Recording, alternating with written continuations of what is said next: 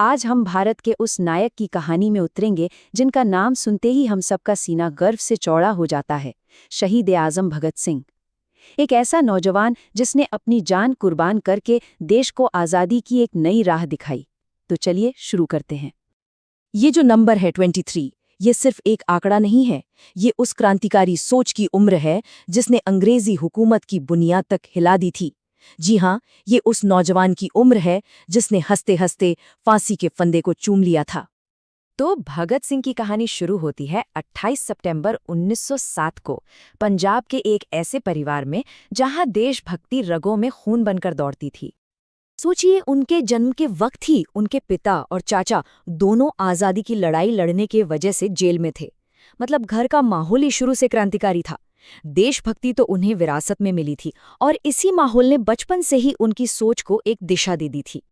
और ये बात एक छोटे से किस्से से साफ हो जाती है। जब वो सिर्फ 6 साल के थे, खेत में मिट्टी से खेलते हुए किसी ने पूछा कि वो क्या कर रहे हैं, तो उन्होंने कहा था कि वो बंदूकें बो रहे हैं ताकि अपने देश को आज़ाद करा सकें।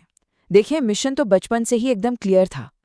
अगर उनके दिल में चिंगारी पहले से थी तो 1919 के जलियांवाला बाग हत्याकांड ने उसे एक ज्वालामुखी में बदल दिया। ये घटना उनके जीवन का एक बहुत बड़ा मोड़ साबित हुई। अंदाजा लगाइए, उस वक्त उनकी उम्र थी सिर्फ 12 साल। एक ऐसी उम्र जब बच्चे खेलते कूदते हैं। उस उम्र में भगत सिंह ने अपने देश का सबसे गहरा जख्म अपनी आंखों से देखा था। वो हत्याकांड के अगले ही दिन स्कूल जाने के बजाय सीधे जलियांवाला बाग पहुंचे। वहां जमीन पर बिखरे अपने ही लोगों के खून से सनी मिट्टी को उन्होंने एक बोतल में भरा और अपने घर ले आए। वो मिट्टी उनके लिए सिर्फ मिट्टी नहीं थी, वो एक कसम बन गई थी। और बस इसी घटना के बाद उन्होंने पक्का इरादा कर लिया कि आज़ादी अब शांति से नहीं बल्कि क्रांति के रास्ते से ही मिलेगी। यहीं से उनके सशस्त्र क्रांति के सफर की असली शुरुआत हुई। देखिए, ये वो दौर था जब पूरे देश में आज़ादी की आग लगी हुई थी। 1917 के चंपारण सत्याग्रह से लेके 1920 के असहयोग आंदोलन तक माहौल में एक जबरदस्त बेचैनी थी। और 1919 में जलियांवाला बाग ने उसी बेचैनी को भगत सिंह जैसे हजारों नौजवानों के लिए एक मकसद में बदल दिया।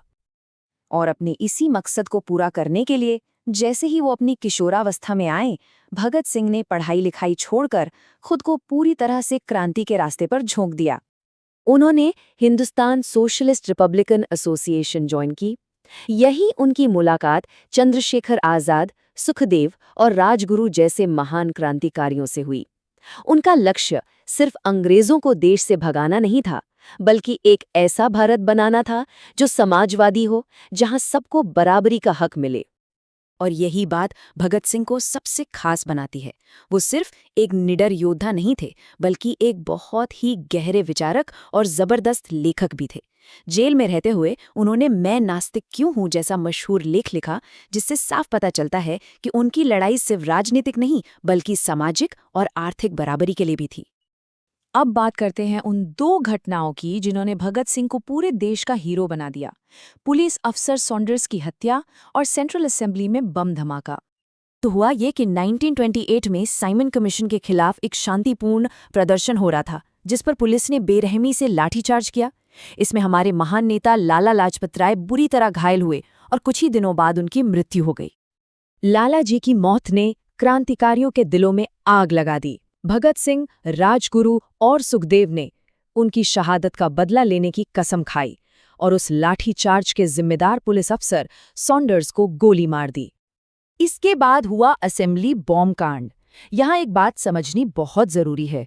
उनका मकसद किसी को मारना था ही नहीं। जैसा उन्होंने खुद कहा, बहरों को सुनाने के लिए धमाके की जरूरत होती है। उन्होंने असेंबली में खाली जगह पर बम फेंके ताकि कोई घायल ना हो, और फिर भागे नहीं बल्कि अपनी गिरफ्तारी देने के लिए वहीं खड़े रहे।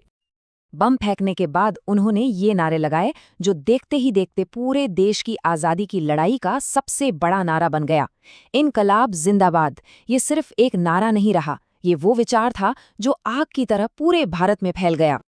भगत सिंह की असली वैचारिक लड़ाई तो असल में जेल में शुरू हुई। यहाँ उन्होंने हथियारों से नहीं बल्कि अपनी जबरदस्त इच्छा शक्ति और विचारों से अंग्रेजी हुकूमत को चुनौती दी। 63 दिन, ये वो संख्या है जो उनकी हिम्मत की कहानी कहती है। जेल में भारतीय कैदियों के साथ जो बुरा बर्ताव हो रहा था, उसके खिलाफ उन्होंने 63 दिनों तक भूख हड़ताल की, जो इतिहास की सबसे लंबी भूख हड़तालों में से एक मानी जाती है। उनकी मांग बहुत सीधी और साफ थी। हम क्रांतिकारी हैं, कोई आम अपराधी नहीं। हमें राजनीतिक कैदी माना जाए और हमें भी सम्मान से जीने का, पढ़ने लिखने का अधिकार दिया जाए। ये भूख हड़ताल जेल के अंदर और बाहर दोनों जगह अंग्रेजी हुकूमत के खिलाफ एक बहुत ताकतवर विरोध बन गई। जाहिर है, जेल के अंदर भगत सिंह का ये वैचारिक संघर्ष अंग्रेज सरकार की आंखों में बुरी तरह चुभ रहा था। उन्होंने अब भगत सिंह को रास्ते से हटाने का पूरा मन बना लिया। तो अंग्रेजी हुकूमत ने सॉन्डर्स की हत्या और असेंबली बमकांड को मिलाकर एक दिखावे का मुकदमा चलाया, जिसे लाहौर षड्यंत्र केस का नाम दिया गया। फैसला तो जैसे पहले से ही लिखा हुआ था। भगत सिंह, राजगुरु और सुखदेव तीनों को फांसी की सजा सुना दी गई। और फिर वो दिन आया, 30 मार्च 1931। तय तारीख से एक दिन पहले शाम के वक्त इन तीनों भारत माँ के सपूतों को फांसी दे दी गई। ये दिन आज भी पूरे भारत में शहीद दिवस के रूप में याद किया जाता है। भगत सिंह 23 साल की उम्र में इस दुनिया से चले गए, लेकिन वो अपने पीछे जो सवाल और जो विचार छोड़ गए, वे आज भी जिंदा हैं। तो आखिर में सवाल यही उठता है, एक इंसान की जिंदगी तो खत्म हो सकती है, पर क्या एक विचार कभी मरता है?